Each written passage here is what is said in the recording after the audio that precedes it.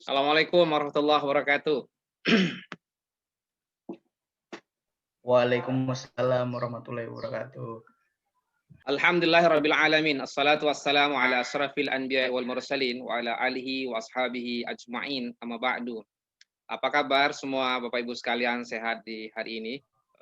Mudah-mudahan sehat. Iya, Pak, sehat-sehat. Jakarta hari ini cuacanya hujan, tapi hujan mendung, tapi tetap penuh keberkahan. Hujan itu doanya mustajab. Tidak ada sholat kecuali sholat minta hujan ya. Jadi tidak ada sholat minta panas. Jadi eh, mudah-mudahan keberkahan juga untuk Bapak Ibu sekalian mengikuti sekolah informal amil zakat ini. Bapak Ibu sekalian yang dirahmati Allah. Nah, pertama saya terima kasih kepada Pak Kusardanta, lalu kepada Ustadz Zain di MKH ya, dan lalu kemudian LAS MD Fakultas Dakwah, lalu kemudian juga Bapak Ibu sekalian amil zakat dari banyak tempat di Indonesia.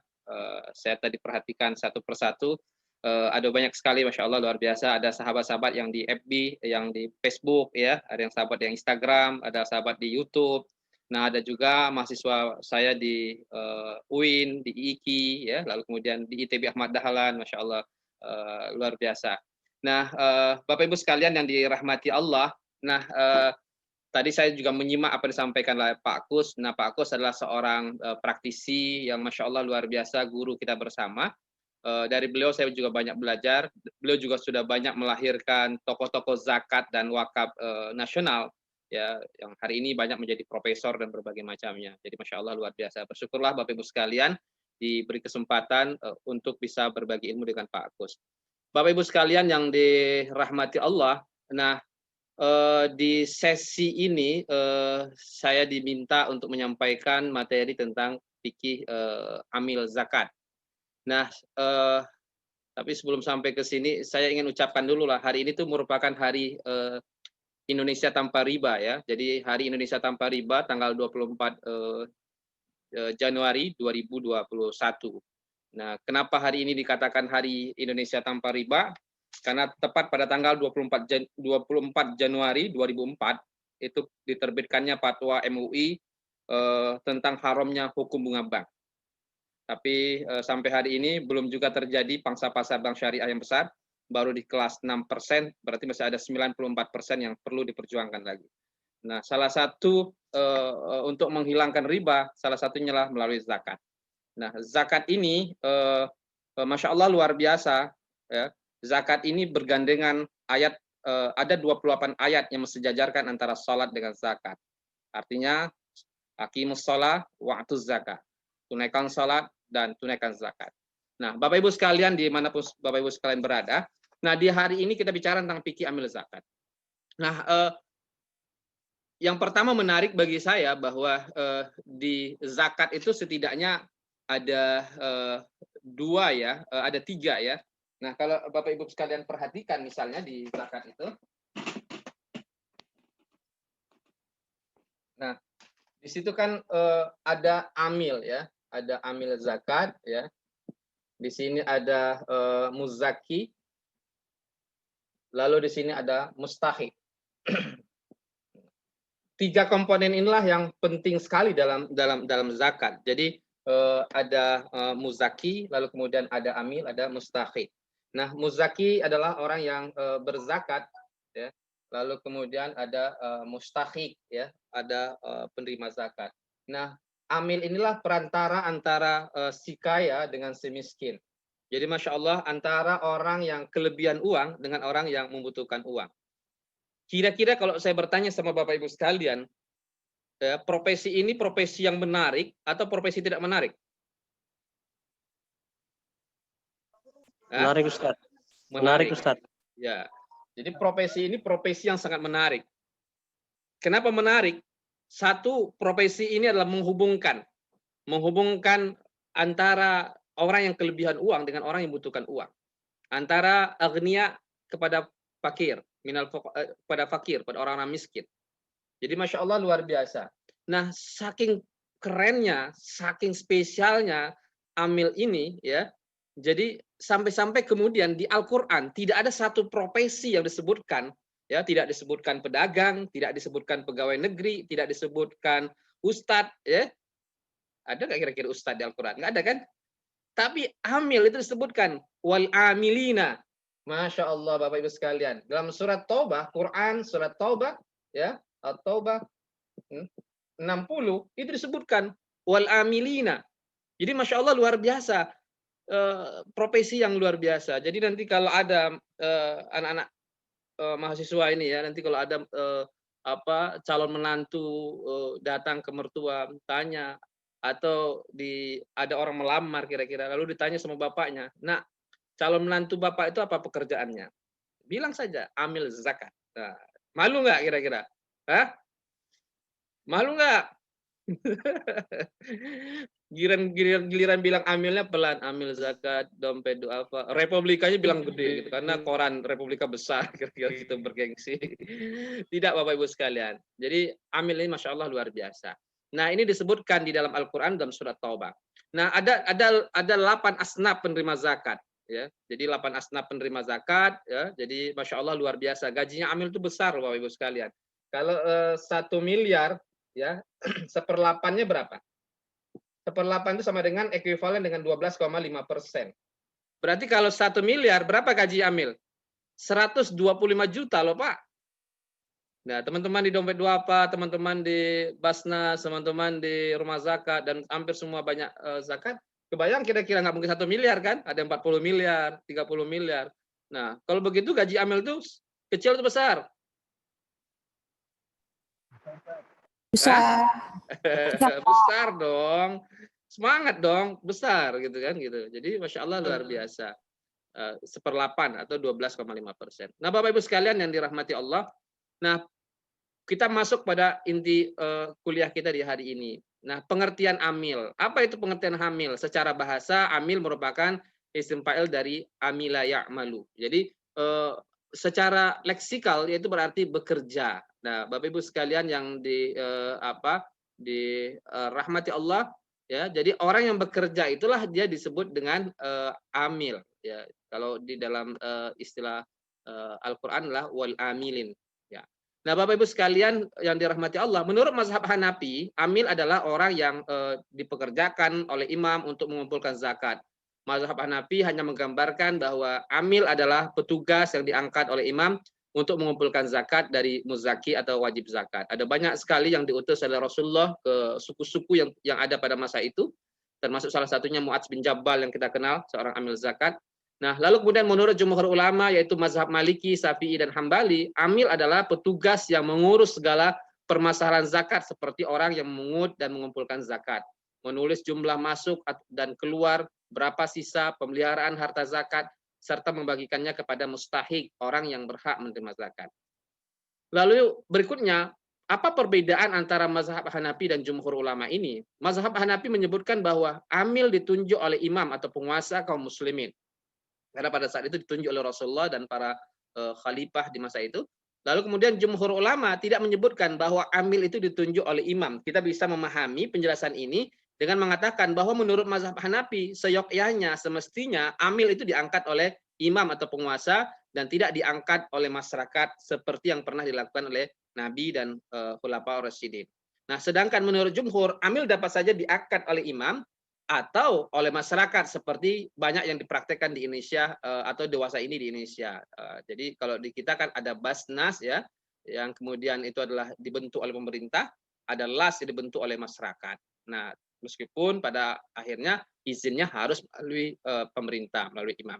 Nah, Bapak Ibu sekalian yang dirahmati Allah, lalu pertanyaannya adalah siapa yang bisa jadi amil zakat nih? Nah, amil zakat di dalam Fatwa MUI nomor 8 tahun 2011 tentang amil zakat ya, itu dikatakan orang yang bisa jadi amil zakat itu yang pertama adalah seseorang atau sekelompok orang yang diangkat oleh pemerintah untuk mengelola pelaksanaan ibadah zakat. Nah, ini berarti Basnas ya. Jadi Basnas yang dibentuk oleh pemerintah. Atau yang kedua, seseorang atau sekelompok orang yang dibentuk oleh masyarakat dan disahkan oleh pemerintah untuk mengelola pelaksanaan ibadah zakat. Ini namanya LAS. Nah, ya. Jadi kedua-duanya ini ada di tengah-tengah kita hari ini. Nah, lalu kemudian kalau menurut definisi dari Badan Undang-Undang 23 tahun 2011 tentang pengelolaan zakat, siapa amil zakat ini? Nah, yang pertama adalah Badan Amil Zakat Nasional, yang selanjutnya disebut Basnas, adalah lembaga yang melakukan pengelolaan zakat secara nasional, atau anggota Basnas diangkat dan diberhentikan oleh Presiden atas usul Menteri. Lalu yang kedua adalah lembaga amil zakat yang selanjutnya diangkat, ya, yang selanjutnya disingkat menjadi LAS, ya, adalah lembaga yang dibentuk masyarakat yang memiliki tugas membantu pengumpulan, pendistribusian, dan pendayagunaan zakat. Nah, pembentukan LAS ini wajib mendapatkan izin menteri atau pejabat yang ditunjuk oleh menteri. Bapak Ibu sekalian yang dirahmati Allah, lalu apa syarat jadi amil zakat ini? Kalau umpama menurut ahli fikih, ya, amil zakat itu harus memenuhi syarat sebagai berikut. Yang pertama harus sebagai seorang muslim. Ya, amil ini harus sebagai seorang muslim. Nah, itu menjadi menarik juga, ya. Kalau wakif itu boleh non muslim, ya. Tapi kalau nazir tidak boleh, dia harus muslim juga. Nah, jadi ini menjadi menarik, ya. Nah, kalau di wakaf itu kan ada Yahudi pernah berwakaf, sehingga diperbolehkan non muslim memberikan wakafnya. Nanti kapan-kapan kita bicara tentang wakaf. Nah, tapi kalau nazir wakaf tetap harus muslim, tidak boleh non muslim. Sama dengan amil zakat, dia harus seorang muslim. Yang kedua adalah mukallaf, orang yang dewasa, yang sehat akal pikirannya. Yang ketiga adalah jujur. Yang keempat adalah memahami hukum zakat. Yang kelima adalah memiliki kemampuan untuk melaksanakan tugas, ya. Yang keenam, diutamakan pria kecuali tugas-tugas khusus. Nah, kalau Bapak Ibu baca kira-kira, ya, di buku Hukum Zakat karangan Yusuf Qaradawi ini, nah, di sini ada ditambah lagi, ya, ada beberapa tambahan, dan juga bukunya Dr. Oni, ya, dan teman-teman, ya, ada fikih zakat kontemporer, ada banyak lagi buku-buku wakaf, buku-buku zakat. Jadi tapi kalau kita ringkas kira-kira ada sekitar 6 itulah kira-kira, ya. Nah, Bapak Ibu sekalian yang dirahmati Allah, lalu apa syarat jadi amil di Fatwa MUI nomor 8 tentang amil zakat? Yang pertama adalah beragama Islam, mukallaf, amanah, memiliki ilmu pengetahuan. Jadi hampir mirip, yang tidak ada tadi ada beberapa yang terakhir syarat tadi perempuan dan berbagai macamnya. Nah, lalu kemudian syarat jadi amil di zakat di Basnas itu bisa kita perhatikan juga di Undang-Undang 23 tahun 2011 misalnya tentang pengelolaan zakat. Harus warga negara Indonesia, beragama Islam, bertakwa kepada Allah, berakhlak mulia, berusia minimal 40 tahun, sehat jasmani dan rohani, tidak menjadi anggota partai politik, memiliki kompetensi di bidang pengelolaan zakat, tidak pernah dihukum karena melakukan tindak pidana kejahatan yang diancam dengan pidana penjara paling singkat 5 tahun. Jadi di undang-undang kita lebih rinci lagi syarat-syaratnya. Lalu kemudian LAS juga demikian. LAS ini harus terdaftar sebagai organisasi kemasyarakatan Islam yang mengelola bidang pendidikan, dakwah, dan sosial. Nah, kalau Bapak Ibu sekalian punya lembaga organisasi kemasyarakatan yang bergerak di bidang ini, maka bisa mengajukan sebagai LAS.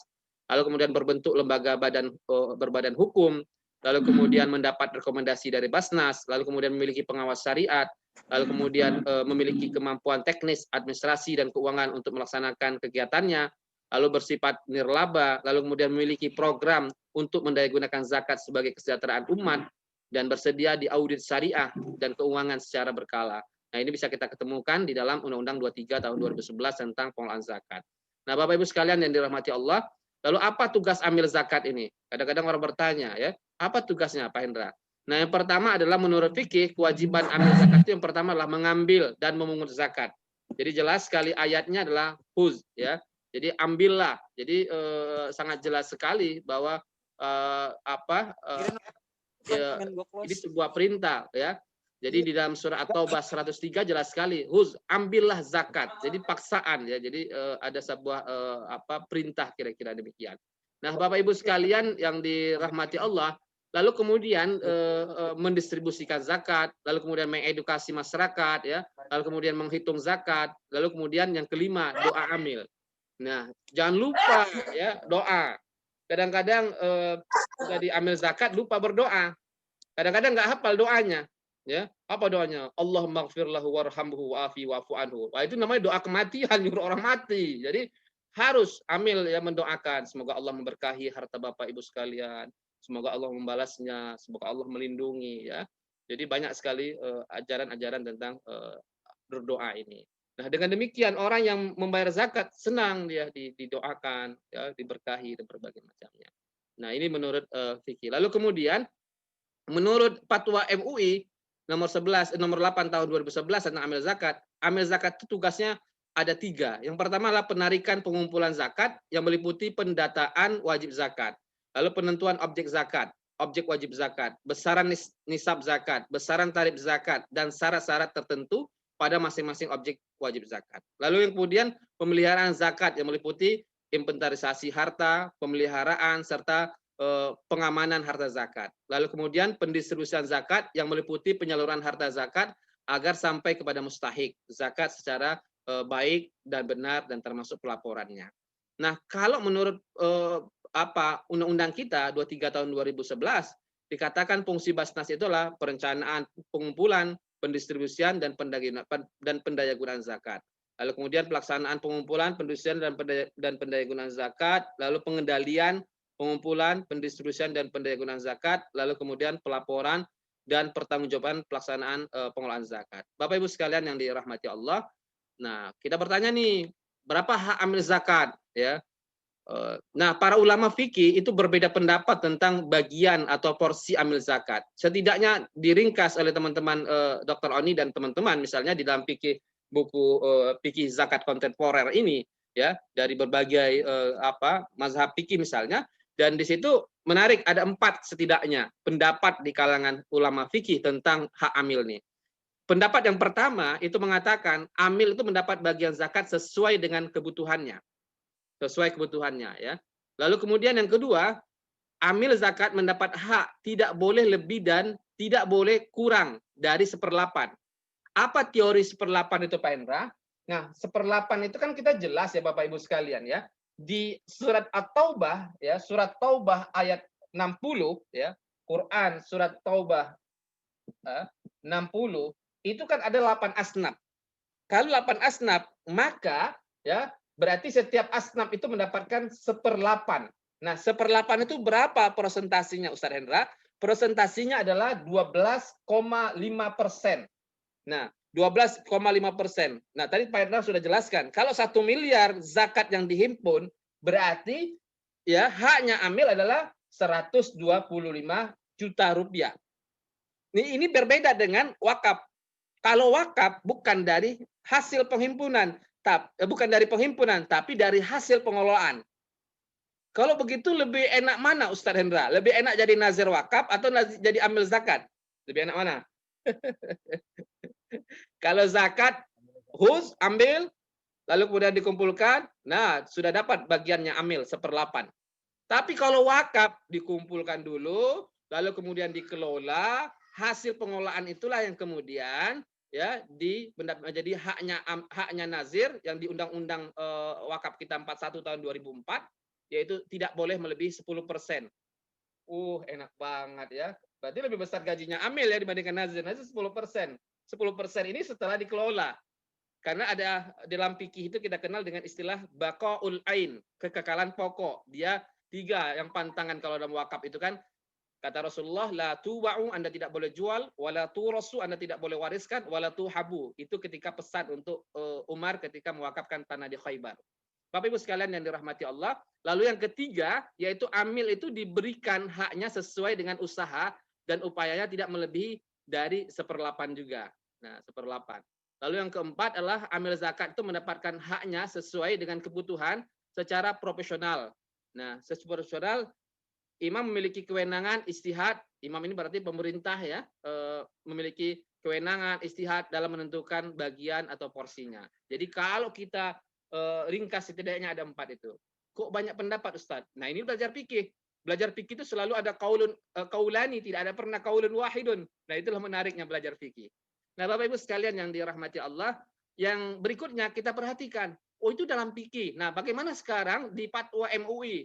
Nah, fatwa MUI yang terdiri dari berbagai macam organisasi ormas Islam di Indonesia. Lalu kemudian kita perhatikan bagaimana pendapatnya. Hak atau biaya operasional amil zakat, yang pertama, pada dasarnya biaya operasional pengelolaan zakat itu disediakan oleh pemerintah atau dikenal dengan uli amri ya. Nah, dalam hal biaya operasional tidak dibiayai oleh pemerintah. Biaya pemerintah itu dari mana Pak Hendra? Kalau pusat namanya APBN, kalau daerah namanya APBD, ya.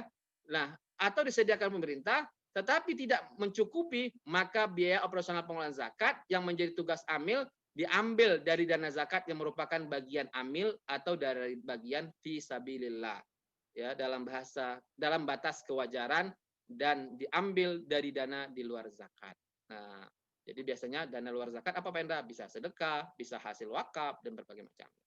Lalu kemudian yang kedua, kegiatan untuk membangun kesadaran berzakat seperti iklan itu dapat dibiayai dari dana zakat yang menjadi bagian amil atau fisabilillah dalam batas kewajaran, profesional dan sesuai dengan kaidah syariat Islam.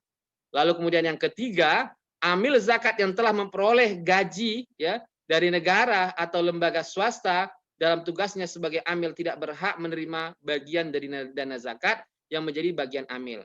Sementara amil zakat yang tidak memperoleh gaji dari negara atau lembaga swasta berhak menerima bagian dari dana zakat yang menjadi bagian amil sebagai imbalan atas dasar prinsip kewajaran. Ini bisa kita ketemukan di Fatwa MUI nomor 8 tahun 2011 tentang amil zakat. Bapak Ibu sekalian yang dirahmati Allah, kita perhatikan sekarang di undang-undang kita. Nah, yaitu di Undang-Undang 23 tahun 2011, berapa hak amil itu? Nah, yang pertama untuk melaksanakan tugasnya Basnas dibiayai dengan anggaran pendapatan dan belanja negara dan hak amil. Lalu yang kedua, dalam melaksanakan tugasnya Basnas Provinsi dan Basnas Kabupaten Kota, sebagaimana dimaksudkan dalam pasal 16 ayat 1, dibiayai dengan anggaran pendapatan dan belanja daerah dan hak amil. Lalu yang ketiga, LAS dapat menggunakan hak amil untuk membiayai kegiatan operasional. Nah, Bapak Ibu sekalian menarik, ini berita gembira ya. Pada tanggal 26 Oktober yang lalu 2020, Presiden Jokowi mengeluarkan peraturan Presiden Perpres 104 tahun 2020 tentang hak keuangan ketua, wakil ketua, anggota Badan Amil Zakat Nasional. Berapa sih Ustadz gajinya Ustadz? Nah, berdasarkan Perpres ini, ya, gaji ketua Basnas itu adalah 31,46 juta. Lalu kemudian wakil ketua yaitu 27,9 juta, anggota Basnas 24,2 juta. Nah, jadi Masya Allah luar biasa ya. Kalau begitu tertarik nggak ini jadi Basnas nih, jadi amil nih? Baik, Bapak Ibu sekalian yang dirahmati Allah. Lalu kemudian kalau apa larangan bagi amil zakat? Kalau tadi kan hak-haknya. Nah, sekarang ada nggak Pak Hendra larangan ya? Larangan bagi amil zakat. Yang pertama, amil tidak boleh menerima hadiah dari muzaki dalam kaitan tugasnya sebagai amil. Apa dasarnya Ustadz? Muaz bin Jabal pada saat itu ya, masih ingat kita? Muaz datang pada Rasulullah, "Ya Rasulullah, ini harta zakat, ini hadiah untuk saya Rasulullah." Kata Rasulullah, "Coba ente duduk di rumah. Kira-kira ente dapat hadiah enggak?" Itu namanya riswah, itu namanya sogok kata Rasulullah. Masukkan ke kas Baitul Mal. Nah, saya pikir itu landasannya sehingga amil zakat tidak boleh menerima hadiah dari muzaki dalam kaitan tugasnya sebagai amil. Lalu yang kedua adalah amil tidak boleh memberi hadiah kepada muzaki yang berasal dari harta zakat. Nah, jadi harus dipisahkan kira-kira dalam urusan ini. Nah, Bapak Ibu sekalian yang dirahmati Allah, lalu larangan lagi bagi amil, larangan bagi amil zakat bisa kita ketemukan di Undang-Undang 23 tahun 2011 tentang pengelolaan zakat. Setiap orang dilarang melakukan tindakan memiliki, menjaminkan, menghibahkan, menjual, atau mengalihkan zakat, infak, sedekah, atau dana sosial keagamaan lainnya yang ada dalam pengelolaannya. Nah, setiap orang dilarang dengan sengaja bertindak selaku amil zakat, melakukan pengumpulan, pendistribusian, dan pendayagunaan zakat tanpa izin pejabat yang berwenang. Nah, Bapak Ibu sekalian yang dirahmati Allah, ini isu terakhir tentang kekinian, ya.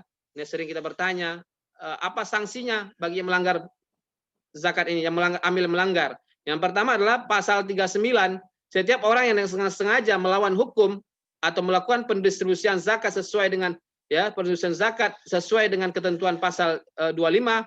Isi pasal 25 itu zakat wajib didistribusikan kepada mustahik sesuai dengan syariat Islam. Maka mereka bisa dipidana dengan pidana penjara paling lama 5 tahun atau pidana denda paling banyak 500 juta rupiah. Di pasal 540 dikatakan setiap orang yang sengaja dan melawan hukum melanggar ketentuan sebagaimana dimaksudkan dalam pasal 37, setiap orang itu dilarang melakukan tindakan memiliki, menjaminkan, menghibahkan, menjual, atau mengalihkan zakat, infak, sedekah, atau dana sosial keagamaan lainnya yang ada dalam pengelolaannya maka dipidana dengan pidana penjara paling lama 5 tahun atau pidana denda paling banyak 500 juta rupiah. Yang ketiga, di pasal 41 dikatakan setiap orang yang dengan sengaja dan melawan hukum melanggar ketentuan sebagaimana dimaksudkan pasal 38, setiap orang dilarang dengan sengaja bertindak selaku amil zakat, melakukan pengumpulan, pendistribusian, dan pendayagunaan zakat tanpa izin pejabat yang berwenang, maka dipidana dengan pidana kurungan paling lama 1 tahun dan atau pidana denda paling banyak adalah 50 juta rupiah. Ini adalah di pasal 39 41 pasal Undang-Undang nomor 23 tahun 2011. Bapak Ibu sekalian yang dirahmati Allah, boleh enggak Ustadz Hendra amil zakat itu menginvestasikan dana zakat? Nah, ini semalam juga mahasiswa saya di ITB Ahmad Dahlan tanya-tanya nih. Nah, gimana Pak Hendra? Boleh enggak? Nah, kita lihat ya di Fatwa MUI nomor 4 tahun 2003 tentang penggunaan dana zakat untuk istismar atau untuk investasi. Yang pertama, zakat mal itu harus dikeluarkan sesegera mungkin, ya, fauriyah, ya. Jadi segera. Jadi dia harus disegera mungkin. Karena itu kan haknya mustahik. Dari muzaki kepada amil maupun dari amil kepada mustahik. Yang kedua, penyaluran, ya, penyaluran atau tauzi atau distribusi zakat mal dari amil kepada mustahik, walaupun pada dasarnya harus fauriyah, ya, pada dasarnya kan harus fauriyah, harus segera, ya, dapat ditakhirkan apabila mustahiknya belum ada, ya, atau ada kemaslahatan yang lebih besar. Jadi ini. Lalu kemudian yang ketiga, maslahat ditentukan oleh pemerintah dengan berpegang pada aturan-aturan kemaslahatan sehingga maslahat tersebut merupakan maslahat syar'iyah. Yang berikutnya, zakat yang ditakhirkan boleh diinvestasikan atau diistismarkan dengan syarat-syarat sebagai berikut. Harus disalurkan kepada usaha yang benar-benar yang dibenarkan oleh syariah dan peraturan yang berlaku atau yang berlaku. Lalu yang kedua adalah diinvestasikan pada bidang usaha yang diyakini atau yang diyakini akan memberikan keuntungan atas dasar studi kelayakan. Lalu yang ketiga, dibina dan diawasi oleh pihak-pihak yang memiliki kompetensi. Yang keempat, dilakukan oleh institusi lembaga yang profesional dan dapat dipercaya atau amanah. Lalu kemudian yang kelima, izin investasi atau istismar harus diperoleh dari pemerintah dan pemerintah harus menggantinya apabila terjadi kerugian atau pailit. Nah, kalau diwakafkan, kita tahu bagaimana menjaga wakaf itu. Dia kalau yang diinvestasikan di lembaga syariah, di lembaga keuangan syariah, dia harus mengikuti program LPS, lembaga penjamin simpanan. Tapi kalau yang di luar harus diasuransikan. Nah, Bapak Ibu sekalian yang dirahmati Allah, lalu yang keenam, ya, tidak ada fakir miskin yang kelaparan atau memerlukan biaya yang tidak bisa ditunda pada saat harta zakat itu diinvestasikan. Nah, ini artinya bahwa selama masih ada orang miskin, tentu ini tidak bisa diterapkan, kira-kira demikian, ya. Jadi kalau masih ada orang miskin, maka orang miskin lebih berhak atas dana zakat ini. Lalu kemudian sama dulu saya pernah mengikuti ujian S3 Profesor Dr. Didin, guru saya, pakar zakat Indonesia. Seorang penguji pernah bertanya, Pak Didin, dia bilang, bisa enggak zakat itu dibelikan senjata atau bisa enggak zakat itu diekspor ke luar negeri? Ya bisa, selama tidak ada orang miskin, kira-kira. Selama tidak ada mustahik zakat. Lalu kemudian pembagian zakat yang ditakhirkan karena diinvestasikan harus dibatasi waktunya. Jadi harus pakai dibatasi waktunya. Di mana kita ketemu nih Ustadz? Di Fatwa MUI nomor 4 tahun 2013 tentang penggunaan dana zakat untuk istismar. Bapak Ibu sekalian yang dirahmati Allah, ada berapa banyak sih Pak Hendra Fatwa MUI tentang amil zakat? Beda ya, Fatwa DSN dengan Fatwa MUI beda ya. Di MUI itu ada 2 fatwa. Yang pertama adalah Fatwa Majelis Ulama Indonesia, yang kedua adalah Fatwa Dewan Syariah Nasional. Fatwa Dewan Syariah Nasional itulah fatwa yang berkaitan tentang keuangan syariah. Nah, bagaimana mutarabah, bagaimana musyarakah, salam, ya, dan berbagai macamnya. Tapi ada fatwa MUI tentang Majelis Ulama Indonesia. Nah, ini berkaitan apabila ada umat, ya, ada masyarakat yang bertanya, maka MUI, Majelis Ulama mengeluarkan fatwa yang berkaitan tentang itu. Jadi Bapak Ibu sekalian, ada berapa tadi? Ada 2 ya, fatwa Majelis Ulama. Kalau riba yang hari ini kita peringati hari ini hari anti riba, fatwa apa itu? Fatwa DSN atau fatwa MUI? Fatwa MUI ya, Fatwa Majelis Ulama Indonesia. Bapak Ibu sekalian yang dirahmati Allah, yang terakhir ini fatwa tentang apa? Fatwa tahun 2020 adalah Fatwa MUI nomor 23 tahun 2020 tentang pemanfaatan harta zakat, infak dan sedekah untuk penanggulangan wabah COVID-19 dan dampaknya.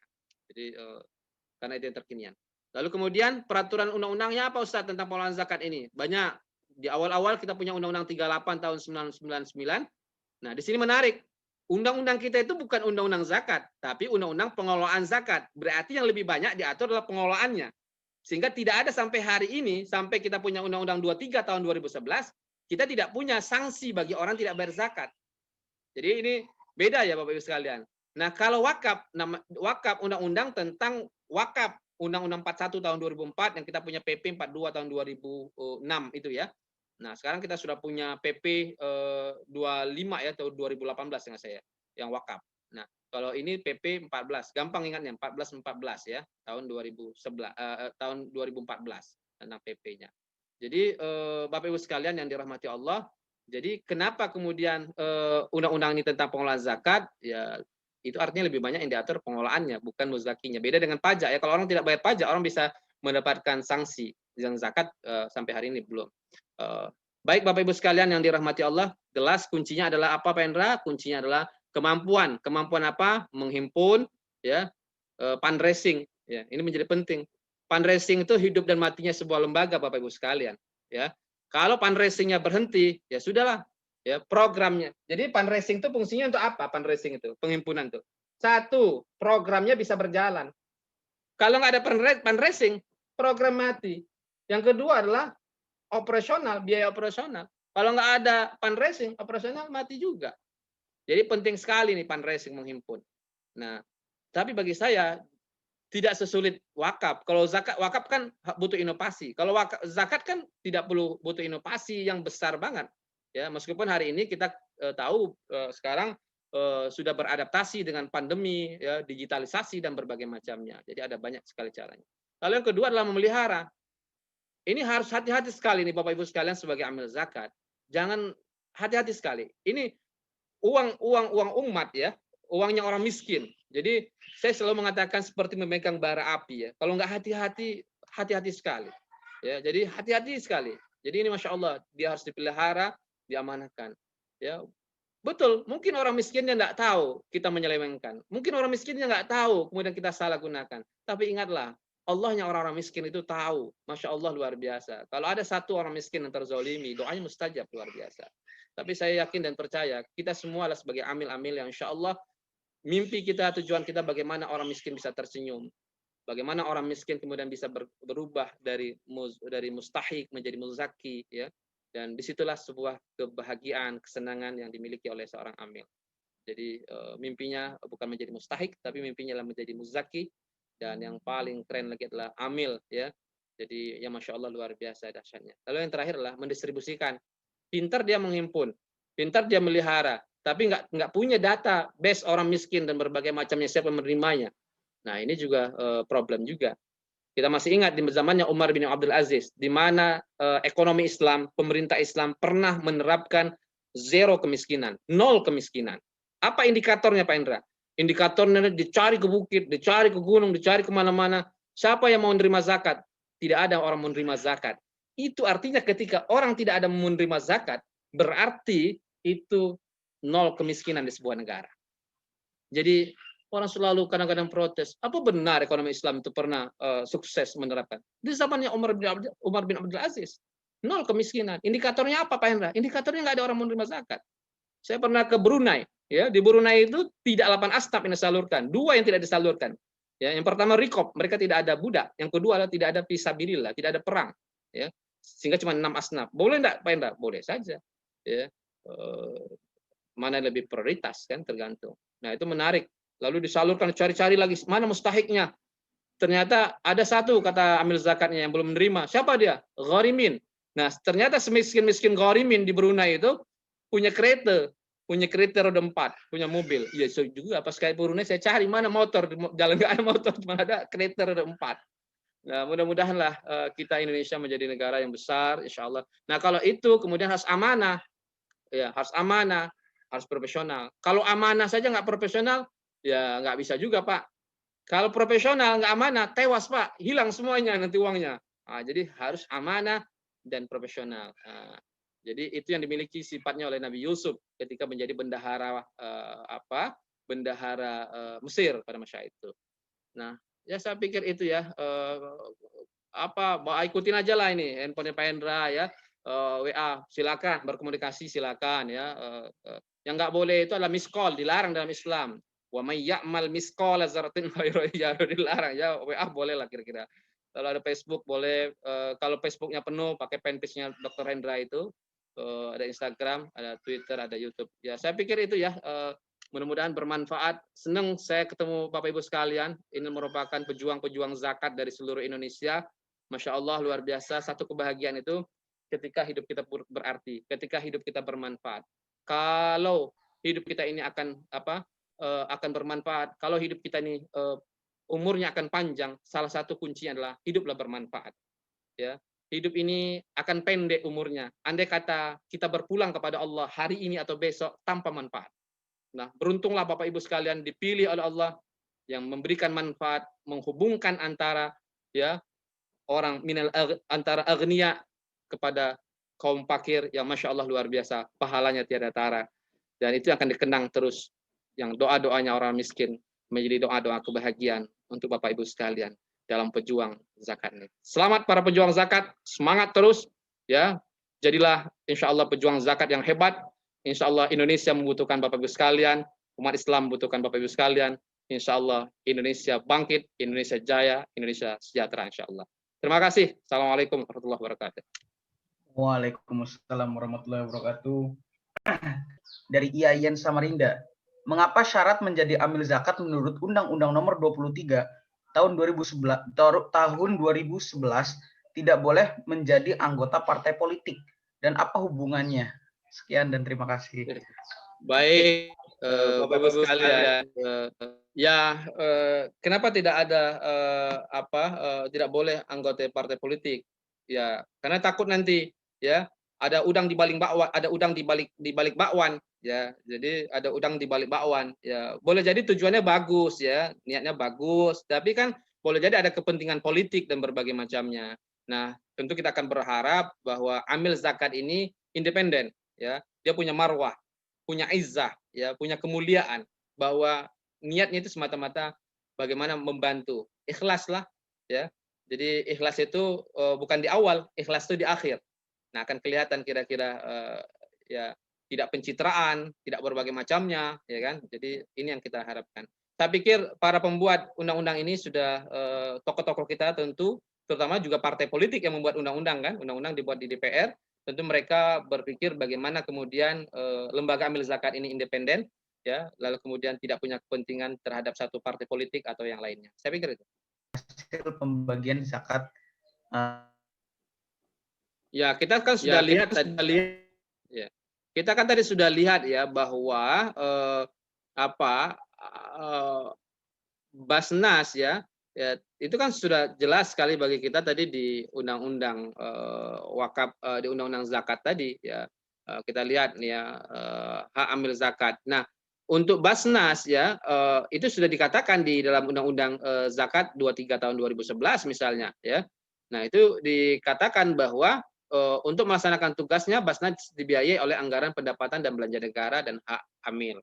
Nah, itu artinya dalam melaksanakan tugasnya, andai kata ya tidak tercukupi, maka dia boleh juga menggunakan hak dari hak amil tadi. Ya, jadi kalau kita perhatikan dalam sisi undang-undang ini, kira-kira undang-undang 23. Nah, lalu kemudian boleh nggak mendapatkan yang lainnya, misalnya bonus atau apa yang lainnya. Nah, saya pikir kalau selama tercukupi ya dari dari dana APBN atau kemudian, jadi tolak ukurnya sederhana bagi saya. APBN tercukupi nggak perlulah pakai dana amil kan. Nah, kalau APBN kurang baru pakai dana amil, baru kemudian kerjasama. Nah, sekarang kan yang diperlukan itu kan 3 bagi saya ya dalam amil zakat itu. Yang pertama adalah inovasi ya. Nah, harus inovasi. Ya, coba bayangin dulu. Kita tidak pernah membayangkan dulu bagaimana sedekah pakai barcode. Sekarang kalau kita pergi ke Istiqlal, di banyak tempat masjid-masjid, kotak kain celeng amal itu pakai barcode. Jadi tidak perlu bawa uang lagi. Nah, itu bagian daripada inovasi. Lalu kemudian yang kedua harus beradaptasi. Nah, pandemi, ya kita harus beradaptasi ini dengan teknologi dan berbagai macamnya. Nah, jadi kalau maju adaptasi. Yang ketiga adalah kolaborasi. Nah, kolaborasi inilah kerjasama.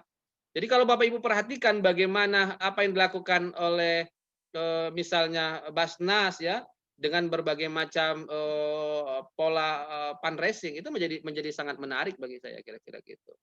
Jadi pada dasarnya ya saya lebih pendapat bahwa jangan kemudian niatnya itu ingin mendapatkan dana gaji dari Amil, tapi niatkanlah karena Allah. Mudah-mudahan karena Allah itu maka Allah berikan kita keberkahan, keluarga, istri dan anak-anak. Itu yang saya perhatikan hampir semua teman-teman yang bekerja untuk kepentingan masyarakat, untuk kepentingan umat ini. Ya mungkin gajinya terbatas, tapi Masya Allah rezekinya tidak terbatas, kesehatannya tidak terbatas dan berbagai macamnya. Saya pikir itu ya.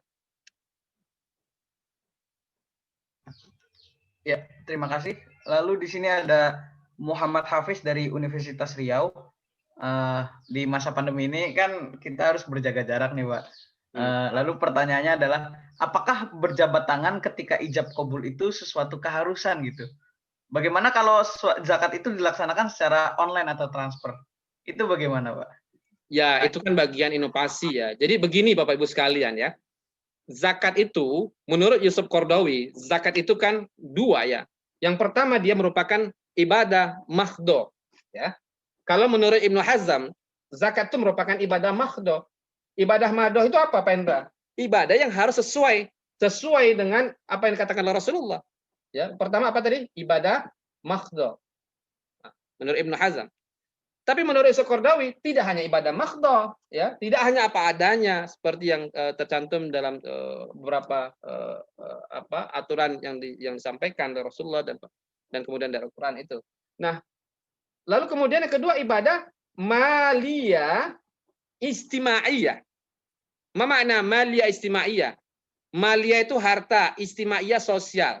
Jadi dia merupakan ibadah sosial. Dulu enggak ada zakat walet, sekarang ada walet. Boleh. Kenapa? Dia berkembang. Jadi masih ingat di zamannya Umar bin Khattab, ya, itu ada zakat kuda. Padahal di masa Rasulullah nggak ada zakat kuda, Bapak Ibu sekalian. Kenapa menjadi boleh? Kata Umar, ini istihad karena kuda termasuk luxury barang mewah. Jadi kita memahami fikih zakat ini tidak hanya memahami dia sebagai ibadah mahdho, tapi kita harus juga memahami dia sebagai apa tadi? Masih ingat? Ibadah maliyah istimaiyah, ibadah sosial yang senantiasa berkembang sesuai dengan perkembangan ekonomi. Sama dulu, ya kan? Harus ketemu. Kalau di Kalimantan mungkin masih ada ya. Saya beli ya, saya jual ya. Ya kan itu saya beli ya, saya jual. Masih dibilang begitu sifatnya. Jadi akadnya gitu. Tapi kemudian boleh nggak tanpa diucapkan itu? Maka akan terjadi perkembangan ya. Yang penting kan secara hukum. Nah, sama juga tentang gadai sekarang. Gadai dulu harus ditahan, ya. Sekarang ada gadai namanya rohan tasjili, tidak perlu motornya ditahan, BBKB-nya secara hukmi yang ditahan. Nah, jadi pada dasarnya kembali pada pertanyaan tadi, ya boleh saja dalam keadaan di mana di situ ada bahaya, ya mafsadat dan berbagai macamnya, maka secara hukum kan terpenuhi. Saya pikir itu. Wallahu a'lam. Ya. Terima kasih, Pak. Lalu di sini ada pertanyaan dari Singgih Mahardika. Apa hukumnya jika porsi amil melebihi 1/8 zakat yang terkumpul? Dilihat dari alasannya bahwa amil tersebut memiliki kontribusi besar dalam pengelolaan zakat di lembaganya, maupun sebaliknya ya Pak, kalau semacam ada amil yang kerjanya malas-malasan gitu, apakah porsi 1/8-nya tersebut itu bisa dikurangi? Pak. Terima kasih, Pak. Nah, baik ya. Hasil riset menunjukkan bahwa teman-teman di swasta, di LAS, itu ternyata penghimpunan zakatnya lebih banyak ya dibandingkan teman-teman yang di pemerintah. Bukan berarti teman-teman di pemerintah tidak semangat, sama-sama semangat ya. Nah, bagaimana 1/8 ini? Apakah 1/8 ini boleh ditambah? Ya, kalau ditambah berarti kan ada hak yang lain yang diambil. Ya, berarti ada haknya yang lain yang diambil. Ya, jadi begini, ada 8 asnaf. Apakah 8 ini harus disamaratakan? Ya, tergantung di mana kebutuhannya. boleh jadi di tengah pandemi ini banyak orang miskin. Ya, berarti kan lebih dibutuhkan alokasi kepada untuk orang miskin. Ya. Jadi namanya azas prioritas ya. Coba saya perhatikan ya. Di undang-undang kita sudah dibuat loh Bapak Ibu sekalian. Di undang-undang kita sudah dibuat bagaimana prioritas itu. Nah, ini saya pikir bisa diperhatikan ya. Bentar.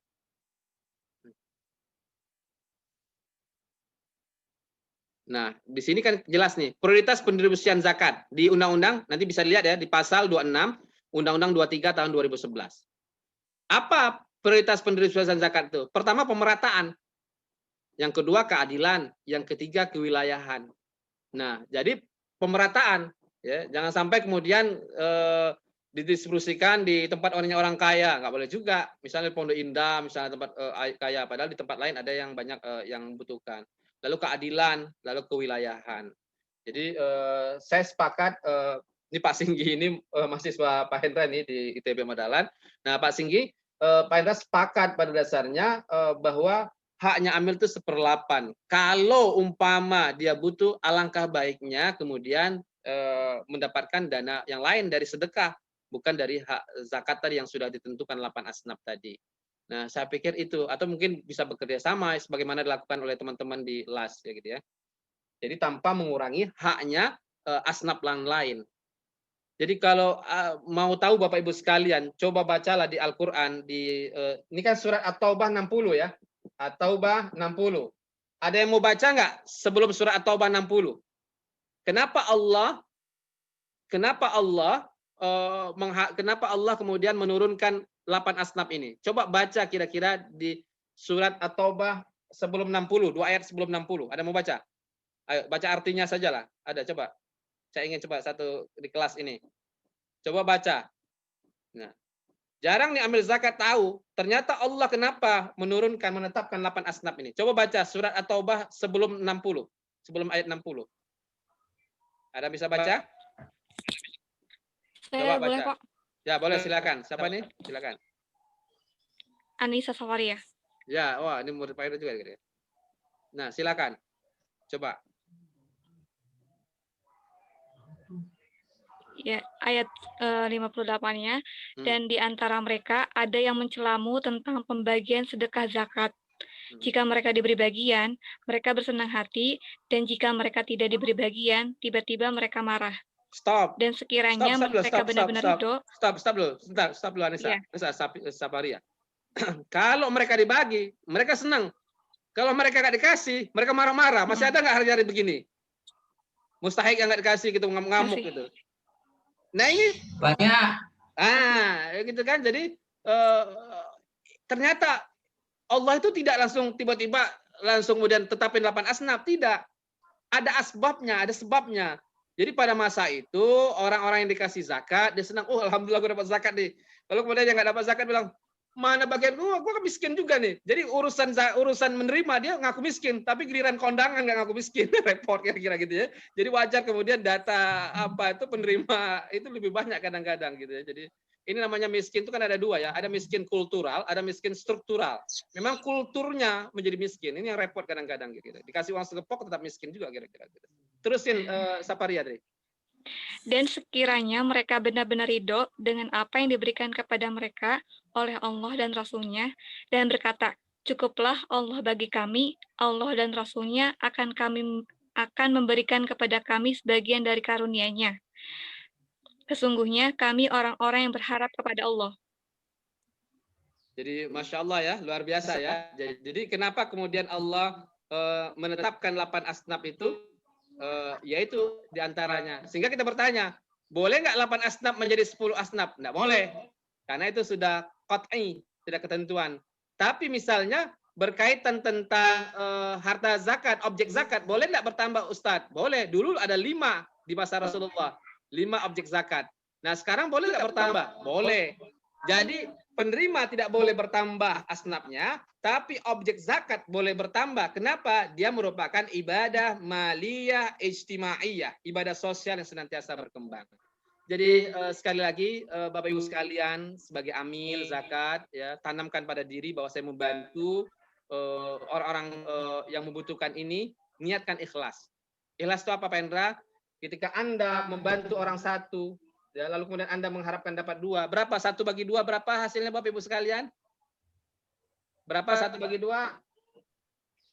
1 bagi 2 berapa? Berapa? Ayo, ambil zakat harus bisa ngitung juga nih. Berapa nih? Hah? 1 bagi 2 berapa? Setengah kan? Iya. Ya enggak? 0,5 kan? Setengah, 0,5. Untung atau rugi? Ya, 0,5. Sudah capek-capek bantu orang miskin, dapatnya cuma setengah. Ah, itu bayangkan kan? Memberi bakwan 2, memberi bakwan 1, mengharap dapat 2. Malah enggak untung. Coba sekarang, memberi 1, ya, mengharap dapat 1. 1 bagi 1 berapa, Bapak Ibu sekalian? 1. Ah, untung atau rugi? Impas, balik modal kan? Iya. Jadi impas, dia balik modal aja. Nah, gitu. Nah, gitu. Lalu kemudian yang ketiga, coba sekarang memberi 1, tidak mengharap apa-apa. Bagi 0, berapa dia? Tak hingga. Wah, dalam bahasa matematika itu namanya unlimited, tak terhingga. Tidak terbatas, Pak. Ya, Tidak terbatas, betul. Jadi Masya Allah, wajar kadang-kadang orang semakin rajin zakat, semakin Masya Allah kok rezeki gue tambah ya. Semakin rajin bantu orang miskin, Masya Allah, ya Allah. Dan itu saya rasakan, Bapak Ibu sekalian. Jadi sudahlah, ya. Hidup kita cuma sebentar kok. Umru ummati baina sittina wa sab'in. Antara 60 sampai 70 tahun, Bapak Ibu sekalian. Kalau umur kita 60 tahun, tidur kita 1 hari 8 jam standar orang Indonesia, 20 tahun hanya untuk tidur, Bapak Ibu sekalian. Lalu kemudian kalau 8 jam kita kuliah, kita bekerja, hampir 20 tahun hanya kerja. Tinggal 20 tahun lagi. Ternyata generasi milenial itu nggak bisa lepas dari gadget, itu hampir 16 jam. Artinya 8 jam ditidur itu, paling di kepalanya itu. Bangun tidur yang pertama sekali, hasil riset menunjukkan yang pertama sekali dibuka orang setelah matanya terbangun dari tidur, handphone. Masya Allah luar biasa. Lalu kemudian berapa jam kita membantu orang miskin, melobi Allah dan berbagai macamnya. Sudahlah, ya hidup ini hanya sebuah perjalanan singkat. Jadi itu yang membuat kita semangat. Bangun dalam diri hidup kita ini bahwa kenapa kita semangat membantu orang-orang susah ini. Niatnya sederhana. Saya ingin meneruskan dakwahnya Rasulullah. Rasulullah sudah tiada. Ya. Abu Bakar, Khalifah Abu Bakar yang memerangi orang tidak bayar zakat sudah tiada. Ali sudah tiada. Umar bin Khattab, Utsman, semua sudah tiada. Kalau mereka sudah tiada, lalu kemudian kita tidak meneruskan dakwah ini, maka berhentilah dakwahnya ini. Oleh karena itu, bayangkan suatu saat Rasulullah berterima kasih. Makasih ya Pak Singgih ya, Anda sudah teruskan dakwah saya. Dipeluk, ya Allah, kira-kira seneng nggak kira-kira suatu saat di hari kiamat nanti ketemu Rasulullah. Ya, termasuk dengan Sapariyah tadi. Masya Allah, terima kasih, terima kasih. Nah, oleh karena itu, mimpi kita bersama adalah bagaimana kemudian ingin melihat orang lain tersenyum, bahagia. Bahagia itu pada saat kita mampu membahagiakan orang lain. Pada akhirnya Allah pun bahagiakan kita. Saya pikir itu Bapak Ibu sekalian. Ya, terima kasih Pak. Di sini pertanyaan selanjutnya adalah dari Muhammad Nur Miswari dari UIN Arrani Banda Aceh. Setiap tahun pasti ada korban terkait pembagian zakat antara si kaya dengan si miskin. Dengan pembagian kupon kepada si miskin, lalu pada si kaya untuk mengantri sehingga terjadinya kekisruhan yang menimbulkan korban baik ada yang pingsan maupun ada yang sampai kehilangan nyawanya. Sehingga bagaimana peran lembaga zakat dalam mengedukasi si kaya dan si miskin ini dalam memberikan zakat melalui lembaga swadaya zakat agar meminimalisir nyawa-nyawa yang meninggal secara sia-sia hanya untuk mengambil zakat. Baik Bapak Ibu sekalian, terima kasih ya Sapa dari Aceh ya. Kita para amil zakat, maaf punten kira-kira, kita semua hari ini baru sampai pada mendistribusikan zakat. Belum sampai kepada memuliakan si penerima zakat. Jadi tingkat yang paling tinggi itu pada dasarnya adalah memuliakan si penerima zakat. Jadi saya setuju sekali pada dasarnya ke depan harus dirubah, tidak hanya membagikan harta zakat, tapi memuliakan si penerima zakat. Kalau memuliakan si penerima zakat, maka amil zakat pada dasarnya dia datang ke rumah-rumah orang dan berbagai macamnya, ya. Masya Allah luar biasa, ya. Nah ini yang harus yang kemudian PR bagi kita bersama, ya. Ada orang miskin itu yang tidak ingin dia meminta-minta, tapi ada orang miskin yang minta-minta. Ya, bayangin di tengah pandemi Covid ini berapa banyak guru-guru, ustadz dan berbagai macamnya dia menjaga marwahnya. Dia tidak mau minta, padahal dia, Masya Allah luar biasa. Nah, itu tugasnya amil kemudian ya itu tadi memuliakan ya. Jadi memuliakan, tidak cukup hanya sampai pada membagikan. Pada dasarnya zakat itu adalah bayar hutang Bapak Ibu sekalian. Ya. Jangan sombong bayar zakat. Bayar zakat itu bayar hutang. Ya, kalau 1 juta berapa hutang kita sama Allah? 25.000. Kalau 1 miliar 25 juta, 4 miliar 100 juta. Kalau kau nggak bayar hutang kata Allah, aku ambil dengan paksa. Maaf, ada api, ada air, dan berbagai macamnya senjatanya Allah. Tapi kalau engkau keluarkan 2,5%, maka Allah berkahi yang 97,5%-nya. Allah lindungi, Allah jaga yang 97,5%-nya. Jadi tentu PR kita bersama ini, para amil zakat, ke depan tidak cukup hanya menyalurkan harta zakat, mendistribusikan harta zakat, tapi juga kemudian memuliakan si penerima zakat. Saya pikir itu.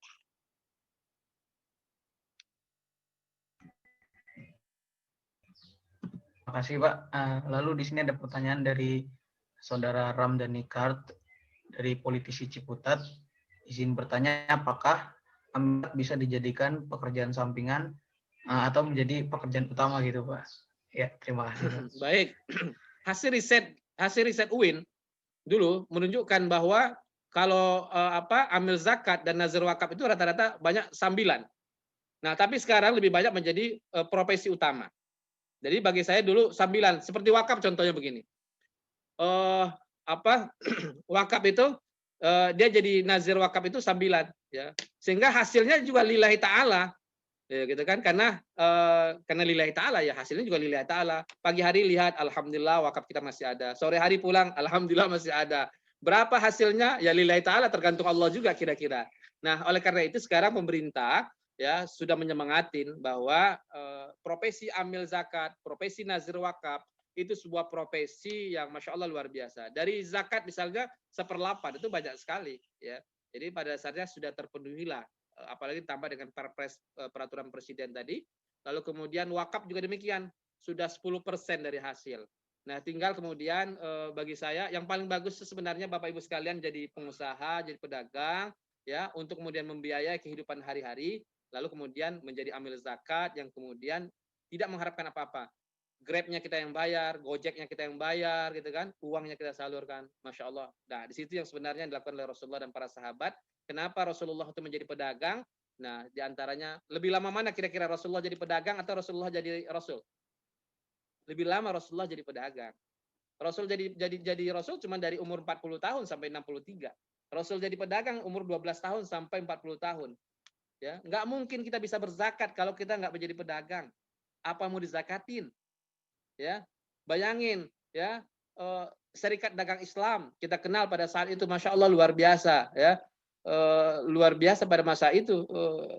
Lalu kemudian Nahdlatul Tujar, kebangkitan kaum pedagang di NU, lahir sebelum lahirnya Nahdlatul Ulama. Jadi kebangkitan pedagang dulu kemudian melahirkan Nahdlatul Ulama, kebangkitan ulama.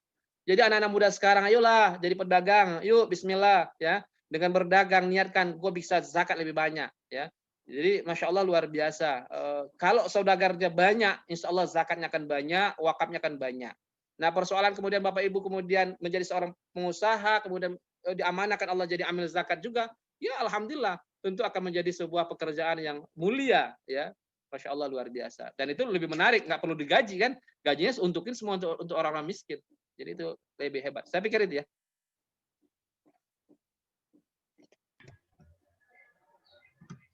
Ya, baik Pak. Terima kasih. Di sini ada pertanyaan lagi dari Washid dari Febi Win Walisongo. Yang pertama, pernahkah ada analisis efektivitas amil antara sentralisasi di bawah otoritas negara dengan hibridasi peran negara dan masyarakat sipil? Yang kedua, penggunaan zakat untuk kepentingan investasi di tengah angka kemiskinan Indonesia yang laten, apakah itu sesuatu yang memungkinkan? Ya, terima kasih. Satu, sentralisasi, desentralisasi ini isu lama kita ya. Jadi menjadi menarik bagi saya. Yang melahirkan Undang-Undang 3899 zakat itu, pengelolaan zakat itu siapa yang melahirkannya? Teman-teman daripada dompet duafa dan berbagai macam las-las itu ya. Lalu kemudian lahirlah itu. Oke? Nah, setelah lahir, ya, amanah Undang-Undang 3899, apa amanahnya? Dengan lahirnya Undang-Undang 3899, maka diwajibkan untuk membentuk namanya Basnas. Berarti Basnas lahir dari rahim Undang-Undang 3899. Lalu dalam perjalanannya, kemudian ini dalam perjalanan politik, ya, kemudian teman-teman mengangkat, oh, yang bisa mengambil ayat khus tadi, ya, atau bah tadi, itu hanya pemerintah. Oleh karena itu, ya, kita saatnya kemudian membuat namanya sentralisasi, bukan desentralisasi. Kata teman-teman yang desentralisasi, gue punya ayatnya juga. Mu'adz bin Jabal bukankah diutus Rasulullah ke Yaman untuk mengurus zakat? Itu kan desentralisasi. Oh, tarik ulur perang lah antara amil tuh. Yang satu mengatakan sentralisasi, yang satu desentralisasi. Yang repotnya itu Ustadz, karena punya ayat masing-masing. Nah, itu repot kan? Nah, akhirnya pada itu keluarlah 23 tahun 2011 yang akhirnya tarik ulur, dan alhamdulillah sekarang. Yang pada saat itu ingin dijadikan UPZ, ya. Nah, unit pengumpul zakat. Mana lebih menarik pada sentralisasi atau desentralisasi? Kedua-duanya punya plus dan minus bagi saya, ya. Jadi kalau kita perhatikan seperti di Saudi misalnya, bahwa zakat ini adalah di bawah Kementerian Keuangan, ya. Jadi penghimpunan zakat itu satu pintu di bawah Kementerian Keuangan. Sedangkan penyalurannya di bawah Kementerian Sosial. Kalau di kita kan pajak di bawah Kementerian Keuangan, sedangkan zakat di bawah Kementerian Agama. Jadi bagi saya, ya, kalau memang ke depan bisa dilakukan sentralisasi dan sentralisasi ini dengan baik, ya bismillah saja. Mana lebih efektif? Kalau desentralisasi kan dibentuk oleh masyarakat, LAS ini kan. Nah, semangatnya akan lebih bagus, mudah-mudahan, ya. Bukan berarti kemudian teman-teman yang di BAS tidak bagus juga, ya. Kenapa? Mereka sudah digaji oleh negara kan, semestinya lebih baik lagi kinerjanya. Saya pikir itu, ya. Jadi kita berharaplah jangan kemudian menjadi perpecahan, ya, malah menjadi kekuatan. Namanya sekarang kalau dalam istilah bisnis sekarang adalah inovasi, adaptasi, kolaborasi. Nah, bergabung tuh antara Basnas dengan Dompet Duafa, bikin rumah sehat. Dulu pernah begitu kan, jadi kolaborasi namanya. Jadi saling menguatkan satu lembaga dengan lembaga yang lain. Saya senang kira-kira itu yang banyak yang dilakukan. Lalu pertanyaan keduanya tadi apa, ya? Pertanyaan kedua, penggunaan zakat untuk kepentingan investasi di tengah angka kemiskinan di Indonesia yang laten. Apakah itu sesuatu yang memungkinkan, Pak? Ya, kalau di fatwa MUI itu kan jelas. Andai kata di satu tempat masih ada orang miskin, maka tentu bertentangan kira-kira gitu kan. Sama juga kita perhatikan zakat produktif kan di undang-undang kan. Kalau di undang-undang kan jelas sekali zakat produktif itu boleh disalurkan ketika terpenuhi kebutuhan pokoknya kan. Ya, nah, coba kita perhatikan nih di undang-undang, nah, tentang zakat produktif, ya. Nah, zakat produktif, ya. Jadi menjadi menarik bagi saya bahwa zakat produktif itu juga disalurkan, ya. Nah, ini baca Bapak Ibu sekalian, ya. Zakat dapat digunakan untuk usaha produktif dalam rangka penanganan fakir miskin dan peningkatan kualitas umat. Tapi yang kedua, pendayagunaan zakat untuk usaha produktif sebagaimana dimaksudkan pada ayat 1 dilakukan apabila kebutuhan dasar mustahik terpenuhi. Nah, ini satu nih dari sisi mustahik, Nah, nggak mungkin kita kasih dia gerobak kalau kemudian dia masih lapar. Jadi harus terpenuhi dulu kebutuhan dasarnya. Apa kebutuhan dasarnya? Ya, pangan, ya, dan berbagai macamnya itu, makan, ya. Nah, dari sisi amil zakat juga demikian. Apakah boleh diistismarkan tadi? Ya, kalau masih ada jumlah orang miskin, maka bagi saya tidak tepat, ya. Karena kunci zakat tadi apa? Aur, ya, segera, ya. Kenapa segera? Beda dengan wakaf. Kalau wakaf dia boleh ditahan, ya, karena yang disalurkan adalah hasilnya. Nah, ke depan bagi saya lebih cocok pada dasarnya adalah zakat ini segera kita salurkan. Kalau wakaf bagi saya adalah di situ kemudian dia ditahan, ya, ditahan, kemudian hasilnya baru dimanfaatkan untuk kepentingan orang-orang miskin dan berbagai macam. Wallahu a'lam, kira-kira. Ya, terima kasih, Pak. Lalu di sini ada Rusman dari ITB Ahmad Dahlan, yaitu pertanyaannya, apakah LAZ juga bisa mendapatkan hak penyaluran dari APBN atau APBD seperti hanya Basnas? Kalau tidak, mengapa demikian, Pak? Baik, Pak Rusman, ini masih sesuai Pak yang tadi ITB Ahmad Dahlan, ya. Nah, kenapa tidak bisa? Kenapa APBN dan APBD itu hanya untuk teman-teman BAS? Ya. Kembali pada pertanyaan Pak Rusman tadi, kenapa harus kemudian yang mendapat bantuan itu hanya Basnas, ya? bukan LAS misalnya. Ya, karena dia itu merupakan anggaran negara kan. Karena Basnas itu dibentuk oleh pemerintah, sedangkan LAS dibentuk oleh masyarakat. Nah, saya pikir itu ya. Jadi ya kecuali misalnya dia mendapatkan bantuan lain bisa saja. Kalau kemudian misalnya ada anggaran untuk penguatan LAS, saya pikir bisa saja. Saya pikir itu Pak Firdaus.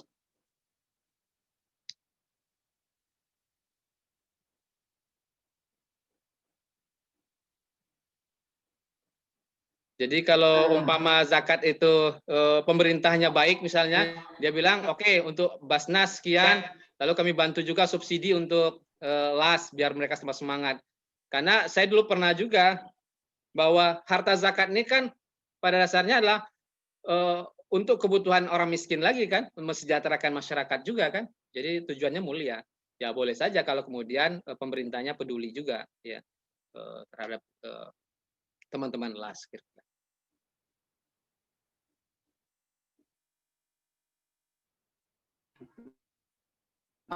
Baik, terima kasih Pak.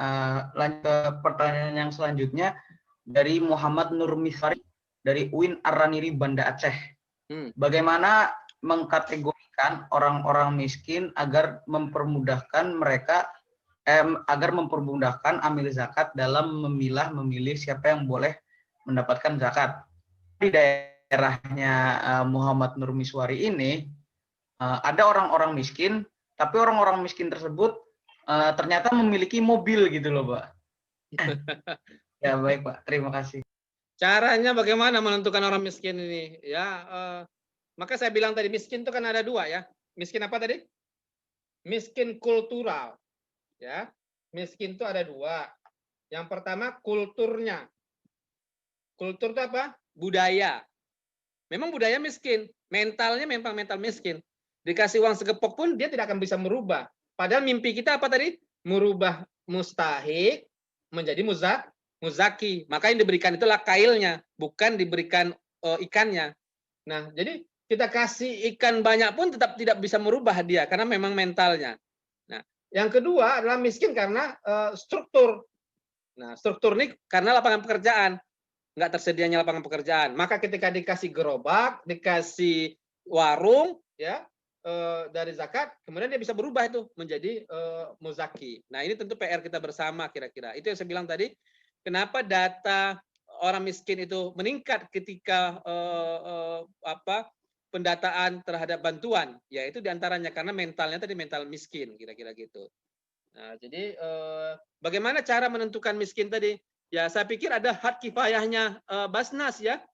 Jadi Bapak Ibu nanti tinggal lihat hak kifayah di Basnas berapa. Nanti mungkin ada tema juga tentang hak kifayah ini ya bagi saya. Jadi ada hak kifayah dari Basnas itu menjadi menarik juga bagi saya. Sudah ditentukan berapa kira-kira ini. Kalau perorangan itu ini yang lama apa masih sudah berubah atau belum ya kira-kira? Hak kifayah. Jadi batas orang itu dikatakan miskin itu berdasarkan jumlah pengeluaran setiap keluarga. Jadi ditentukan itu kira-kira. Nah, ada perorangan ya, ada per keluarga. Nah, kadang-kadang memang sulit menentukan dia punya mobil, boleh jadi mobilnya kredit atau utang dan berbagai macamnya. Jadi, nah mustahik melebihi penghasilan sama atau melebihi hak kifayah, namun masih di bawah nisab zakat yaitu antara sekitar 3 juta hingga 4 juta, maka per keluarga per bulan mereka ini difokuskan pada kegiatan yang bersifat produktif pendayagunaan. Tapi kalau mereka di bawah itu, ya tentu yang bersifat konsumtif. Bagi saya pada dasarnya sekarang sudah enak ya, tidak seperti dulu kita mereka-reka mana orang miskin dan berbagai macamnya. Tapi tidak semua orang ingin diketahui berapa pendapatannya. Tapi kalau pengeluaran semua orang mengumumkan, wah gue beli ini beli itu, tapi giliran pendapatan nggak mau bilang, diam-diam aja kan kira-kira gitu ya. Nah, kalau di dalam World Bank, Bank Dunia itu menunjukkan bahwa orang yang dikatakan miskin itu adalah $2 per day. Jadi orang yang pendapatannya $2 per hari itu dikategorikan menjadi miskin. Jadi itu ya, jadi miskin. Berarti kalau sekarang $1.15.000 berarti 30.000. Nah, jangan bangga dulu Bapak Ibu sekalian nih. Kalau satu hari pendapatannya cuma 30.000 berarti minal mustahikin kira-kira gitu. Termasuk mustahik kira-kira gitu ya, bukan muzaki kira-kira. Lalu kalau dari sisi fikih, para ulama mengatakan apa bedanya fakir dengan miskin? fakir itu tidak punya pekerjaan dan tidak punya pendapatan. Kalau miskin, dia punya punya pekerjaan, tapi pendapatannya pas-pasan. Nah, tinggal lihat sajalah Bapak Ibu sekalian ya, keliling kita, kiri, kanan kita dan berbagai macamnya. Nah, saya pikir itu yang paling penting dibantu ya tentu orang terdekat kita. Ya, zakat dan sedekah itu adalah untuk orang yang terdekat. Jangan sampai kemudian kakak kita miskin, adik kita miskin. Boleh nggak zakat untuk kakak adik? Boleh. Yang tidak boleh ke atas ke bawah kan, ke kiri ke kanan kan boleh. Jadi itu pada dasarnya adalah bagaimana orang sekitar kita sejahtera, orang terdekat kita sejahtera, tetangga kita sejahtera. Jangan sampai kemudian tetangga kita mati karena kelaparan, kita mati karena kekenyangan. Nah, itu terbalik kadang-kadang. Ya, kita mati karena kekenyangan, nggak boleh makan ini dan itu, cuma nyium aja, nggak boleh makan. Nah, tapi ada orang kemudian mati karena kelaparan. Nah, ini tentu tanggung jawab sosial kita bersama. Saya pikir itu. Ya, terima kasih Pak. Lalu di sini ada Saudara Sukuf dari UMJ menanyakan apakah setiap penyaluran zakat untuk perempuan seperti janda dan lain-lainnya harus dilakukan oleh amil perempuan juga. Ya, terima kasih Pak. Ya, makanya tadi yang utama pada dasarnya amil itu adalah laki-laki, tapi kemudian para ulama memperbolehkan ya gitu. Sebenarnya untuk janda ini saya lebih sepakat pada dasarnya ya bahwa ya bisa saja ya untuk diserahkan oleh perempuan mungkin lebih baik ya, lebih pas ya. Tapi kalau tidak ada juga tidak ada keharusan di dalam fikih kita kira-kira. Tapi wallahu alam menurut saya tidak ada keharusan kira-kira gitu di dalam standar siapa amil zakat tadi. Yang ada pada dasarnya lebih diutamakan adalah laki-laki. Tapi kalau andai kata perempuan juga boleh. Gunanya tadi yaitu untuk mendistribusikan zakat kepada kaum perempuan atau janda dan berbagai macamnya. Nah, saya pikir itu. Yang salah kaprah kadang-kadang begini Bapak Ibu sekalian. Kadang-kadang kita memberikan zakat itu kepada perempuannya, bukan pada suaminya. Padahal yang wajib menerima zakat, yang berhak menerima zakat itu suaminya ya Bapak Ibu sekalian, ya bukan perempuannya ya. Jangan kebalik ya, Mbak ini untuk Mbak ini. Padahal dia masih punya suami. Jadi serahkan kepada kepala rumah tangga yang dimana dia berkewajiban mencari nafkah, kira-kira gitu. Wallahu a'lam. Ya, dari lalu pertanyaan selanjutnya. Assalamualaikum warahmatullahi wabarakatuh. Pertanyaan dari Arnoldi dari IEF Trisakti. Bagaimana hukumnya jika amil melakukan penundaan penyaluran sebagian zakat yang dihimpunnya yang nantinya baru akan disalurkan kepada mustahik zakat pada saat terjadinya suatu bencana? Baik, Pak Arnoldi, makasih. Waduh, kangen saya ini. Ini sahabat di Facebook ini ya, Masya Allah. Baik, Pak Arnoldi. Nah, apakah zakat itu boleh diakhirkan? Dan itu tadi masuk pada fatwa MUI tentang mentakhirkan zakat tadi ya. Tapi pada dasarnya saya lebih sepakat pada dasarnya adalah ya mengawalkan atau mensegerakan ya. Nah, umpama ya. Nah, kadang-kadang persoalannya begini, rata-rata teman-teman las itu mengatakan, Ustadz, nanti kalau tiba-tiba datang orang masuk Islam, berarti kan dia dapat dari mu'allaf misalnya. Tiba-tiba ada Ibnu Sabil, orang kesasar, lalu tiba-tiba dia minta uang. Lalu kemudian kalau kami habiskan semuanya, nanti dari mana kami ambil? Nah, kira-kira begitu selalu alasan teman-teman di las itu. Ya saya pikir boleh saja, tapi jangan miliaran-miliaran banget kira-kira yang kemudian tidak disalurkan bagi saya. Karena itu adalah haknya fakir dan miskin. Nah, kalau ingin ditahan bagi saya, sudah saatnya kemudian kita memadukan kolaborasi dengan zakat dengan wakaf. Dan itu yang dilakukan oleh teman-teman misalnya di Dompet Duafa dan banyak kelas-kelas yang lainnya bagi saya kira-kira. Jadi di mana sinergi antara dana zakat dengan dana wakaf lalu kemudian dana sedekah.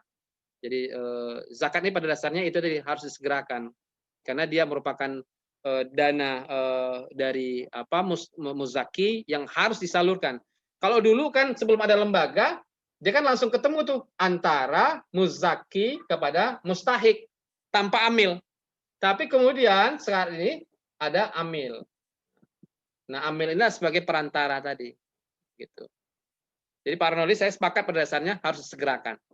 Ya, Tapi kalau untuk berjaga-jaga dengan catatan ya jangan terlalu banyak lah kira-kira saldonya kira-kira. Contohlah masjid Jogokarian misalnya, itu menjadi menarik bagi saya dari sisi fundraising. Dia selalu habis. Nah kalau habis semua dananya, kira-kira orang tertarik nggak bersedekah lagi? Tertarik. Nah, jangan sampai setiap Jumat kita mengatakan saldo 30 miliar. Nah besok jamaahnya nggak mau nyumbang tuh. Kenapa? Uangnya masih banyak. Nah kalau semuanya habis, ya berarti itu tepat sasaran dan orang juga tertarik kemudian untuk menyampaikan amanah, sedekah, zakat, dan wakaf. Saya pikir itu. Terima kasih Pak. Lalu di sini ada pertanyaan dari Ahmad Halisana Mulfi Sastra Atmaja dari MUI Kota Bogor. Bagaimana upaya Lasnas memberikan edukasi kepada masyarakat untuk mempercepat pembayaran dan pendistribusian zakat mengingat kondisi wabah yang melanda di dunia, khususnya di Indonesia ini. Tetapi mindset masyarakat dari dulu adalah menghitung satu haul zakat mulai dari setelah Idul Fitri sampai menjelang Idul Fitri kembali. Terima kasih, Pak. Ya bisa saja mengedukasi. Saya lebih suka pada dasarnya mengedukasi sedekahnya ya. Ya, jadi sedekahnya. Nah, ini harus pahami juga nih ya Bapak Ibu sekalian sebagai amil. Kalau kita bicara tentang fikih, pada dasarnya semuanya ayatnya di Al-Qur'an adalah tentang sedekah. Nah, sedekah itu terbagi menjadi dua, ya. Ada namanya sedekah wajibun. Sedekah wajib namanya zakat. Yang kedua, ada namanya sedekah tatawwu'i, sukarela. Apa dia? Ada sedekah biasa, infak, ya, wakaf, hibah, dan berbagai macamnya itu. Nah, kalau yang zakat ini kan jelas, dia harus terpenuhi dua syarat. Syaratnya apa? Syaratnya harus terpenuhi nisabnya. Berapa nisabnya? 85 gram emas, setara 85 gram emas. Ya, anggaplah kalau 1 juta, 1 gram itu 1 juta, berarti 85 juta. Kalau punya uang lebih 85 juta, baru keluarkan. Ya, kalau tidak, dia tidak punya kewajiban untuk mengeluarkan zakat. Nah, maka itu juga yang terjadi dengan zakat yang dipotong untuk pegawai kan. Maka menurut Bu Huzaimah, Profesor Huzaimah mengatakan, ya kalau memang tidak tercukupi nisab itu dianggap sedekah. Ya, bukan zakat hukumnya. Lalu yang kedua adalah haul. Haul ini kan sudah jelas ya. Kalau zakat perdagangan 1 tahun ya. Kalau zakat pertanian waqta khosdihi, setiap musim panen. Ya, 4 bulan sekali atau apa. Nah, itu yang dikiaskan pada zakat profesi ya dan berbagai macamnya. Nah, saya pikir saatnya kemudian kita mengedukasi, karena edukasi ini adalah mengajarkan. Kalau kita tidak edukasi, ada unik nih, lucu bagi saya kira-kira kita. Pak Haji sudah bayar zakat belum? Alhamdulillah sudah. Ternyata yang dimaksud oleh dia zakat itu adalah sedekah. Padahal yang dimasukkan zakat itu harus terpenuhi dua tadi, nisab dan haulnya. Nah, ini pentingnya edukasi dari para ulama, dari para ustadz ya. Nah, saya berharaplah teman-teman saya ustadz nanti khutbah Jumatnya atau ceramahnya tentang zakat lah, tentang zakat, ya nisab zakat ya, lalu kemudian tentang asnaf zakat dan berbagai macamnya. Nah, tugas kita bersamalah untuk mengedukasi masyarakat. Nah, edukasi itu akan berkaitan tentang bagaimana besar atau kecilnya penghimpunan zakat di Indonesia. Nah, bagaimana mungkin orang bisa berzakat? Sama wakaf sekarang kan? Wakaf itu sekarang juga menjadi menarik bagi saya. Dulu target fundraising-nya yang besar-besar. Sekarang wakaf itu 10.000, 50.000. Nah, jumlahnya kecil, tapi jadi besar dia kan? Nah, inilah generasi milenial. Generasi milenial itulah generasi yang rajin berderma, rajin bersedekah, rajin berzakat, rajin berwakaf. Nah, oleh karena itu ke depan para amil zakat sudah harus melek teknologi, ya harus bisa media sosial, ya dan berbagai macamnya. Dan saya pikir itu salah satu untuk bagaimana meningkatkan kesadaran, ya dan kemudian kepedulian masyarakat terhadap zakat, sedekah dan wakaf. Saya pikir itu ya. Ya, terima kasih Pak.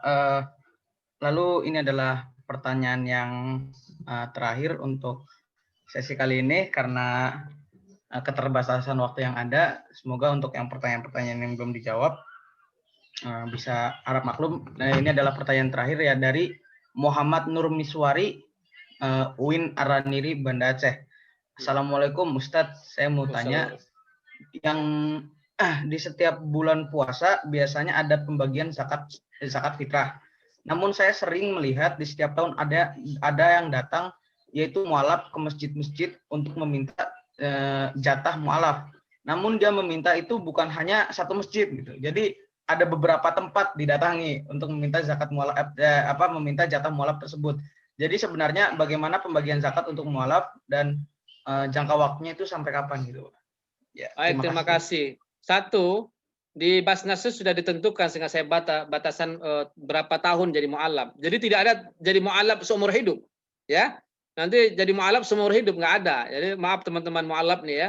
Jadi tidak ada mualaf seumur hidup. Jadi di Basnasus sehingga saya dibatasi.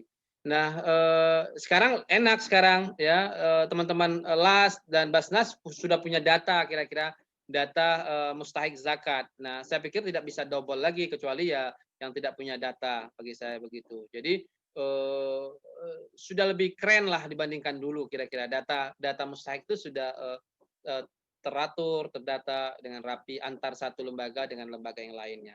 Nah, mungkin untuk kasus tadi mungkin kasus masjid ya. Nah, kalau masjid kan mungkin ya karena ada banyak masjid ya. Ini juga peran kita kemudian mengedukasi ya. Nah, masyarakat untuk kemudian ya mentalnya tadi mental memberi bukan mental meminta-minta ya. Kita tuh selalu kan dari bangun tidur sampai mau tidur lagi aina gitu kan, bukan haza gitu kan. Kalau saya masih ingat di pesantren dulu kalau bunyi kresek dikit-dikit aina gitu. Jadi mintanya mana bagian saya, mana bawaannya kan gitu ya. Yang paling bagus tuh mentalnya memang dibangun mental haza. Haza, inilah ini dan berbagai macamnya. Jadi ya tugas kita bersama dan itu juga tugas saya kadang-kadang di radio ya. Jadi saya hampir 12 tahun menyiarkan indahnya ekonomi syariah ini RRI Pro 4 Jakarta, lalu kadang-kadang di TPRI Serambi Islami. Nah, tapi kalau mau ikut ya silakan saja lah follow Instagram saya ya. Mungkin ada banyak kadang-kadang Instagram atau Facebook ya. Silakan lah di Hendra Khalid itu. Ya, ada juga sekarang saya buat namanya inspirasi toko ekonomi syariah di Instagram, Bapak Ibu bisa follow juga. Itu toko-toko ekonomi syariah mulai Bang Adi Warman, Pak Kus Sardanta tadi, semua itu ada kalau ingin melihat bagaimana profil mereka belajar ekonomi syariah dan berbagai macamnya. Nah, kalau banyak mungkin yang full videonya di YouTube kalau itu Hendra Khalid itu. Nah, saya pikir itu ya, senang sekali bisa ketemu Bapak Ibu sekalian ya. Silakanlah, saya senang karena memang saya fokus memang di bidang wakaf dan zakat ini. Dulu memang banyak memberikan inspirasi kepada lembaga-lembaga dulu. Bismillah, saya senang saja sih, senang dengan keberkahan zakat wakaf. Memang S3 saya S2 saya angkatan pertama di UIN Ekonomi Syariah, lulus pertama sekali. Lalu angkatan pertama juga di S3 di UIN Ekonomi Syariah. Jadi senang, saya senang ada anak-anak UIN, anak IKI, murid-murid saya ada UMJ juga, ada zakat wakaf ya bagus. Ada ITB Ahmad Dahlan dan berbagai macamnya. Dan Aceh juga. Sekarang kan lebih gampang ada webinar gini. Silakanlah, welcome edukasi zakat dan wakaf saya pikir itu. Ya, terima kasih Bapak Hendra Khalid. Karena pertanyaan sudah diselesaikan, monggo kepada Bapak Dr. Hendra Khalid untuk menyampaikan sepatah dua patah kata sebagai closing statement dari Bapak Hendra Khalid. Terima kasih Ustadz Firdaus, terima kasih juga Bapak Ibu sekalian. Bapak Ibu sekalian yang dirahmati Allah, senang sekali ketemu Bapak Ibu sekalian di sekolah informal ini. Bahagia itu bukan karena banyaknya harta, bahagia itu pada saat kita mampu berbagi untuk sesama.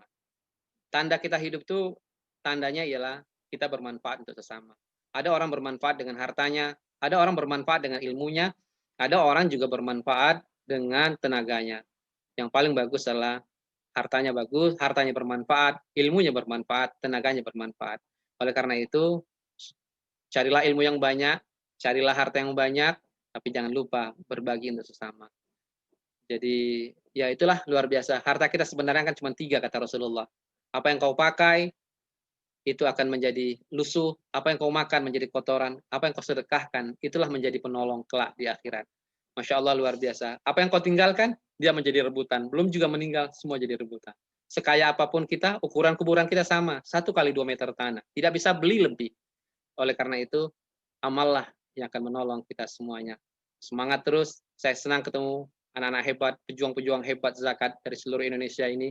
Mudah-mudahan dengan ilmu yang sederhana ini menyemangati Bapak Ibu sekalian untuk semangat terus, semangat menjadi bagian jembatan kebahagiaan dari orang-orang kaya kepada orang miskin, dan doa orang miskin untuk orang kaya, dan juga untuk Bapak Ibu sekalian sebagai pejuang zakat. Tidak cukup hanya berhenti di hari ini, semangat terus dan semangat terus. Yang paling hebat lagi adalah bermimpi menjadi muzaki. Tidak cukup menjadi amil saja. Menjadi muzaki berarti orang yang berzakat. Syarat untuk bisa berzakat bagaimana Ustaz? Syaratnya harus berdagang. 7 di antara 10 sahabat Nabi yang dijamin masuk surga, kulluhum tujjar, semua mereka pedagang. Ya, makan kayak Rasulullah, minum kayak Rasulullah, giliran dagang nggak punya dagangannya. Nggak 100% kayak Rasulullah. Oleh karena itu semangat terus, ayo berdagang, ayo berzakat, ayo berwakaf, dan ayo kemudian menjadi jembatan antara si kaya dengan si miskin dengan menjadi amil zakat yang amanah dan profesional. Saya pikir itu, sampai jumpa insya Allah di lain kesempatan. Senang, satu kebahagiaan bagi saya itu senang ketemu amil zakat, nazir wakaf, itu senang banget. Sampai ke Kalimantan saya kadang-kadang, sampai ke Sulawesi, ya, banyak tempat, ya berkah dari zakat dan wakaf ini. Kalau sekarang tidak sulit-sulit lagi, dengan Zoom begini kita sudah bisa menyapa semua orang-orang di seluruh Indonesia. Waduh, ada Hani juga ini murid Pak Indra ini luar biasa ini, anak Ziswap ini. Di IKI itu ada manajemen zakat wakaf. Nah, ini rombongan kelasnya Hani ini ya, Masya Allah, dan teman-teman ya. Waduh, juga teman-teman lain. Semangat, semangat. Terima kasih ya. Senang sekali. Oke, saya